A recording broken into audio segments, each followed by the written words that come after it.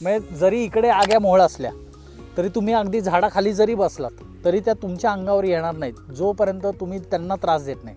म्हणजे दगड लागला, हात लागला, दूर तिथे लागला तरच त्या खवळतात. अदरवाईज आग्या मोहळ काय त्यांचं काम करतात. आत्ता कापताना कसं पेटी हल्ली अशी म्हणून ते आतनं अरे हे काय त्यांच्यासाठी भूकंपच झाला ना तो ऑलमोस्ट. तर त्यांच्यासाठी तो हलवतोय, हल्ला केलाय, तसंच झालं ते.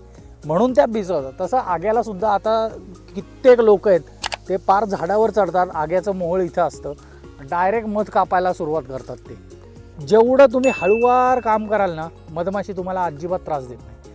हळूच ते लोक कापतात तेवढा पोर्शन, बादलीत टाकतात, बादली खाली सोडून देतात. आपण सुद्धा आत्ता मी तिथे केलं तेव्हा हळू जेवढं करू ना तेवढ्या कमी डिस्टर्ब होतात. आणि जेवढं जोरजोरात करणार म्हणजे शेक त्यांना व्हायब्रेशन जाणवले ना की त्या चिडतात.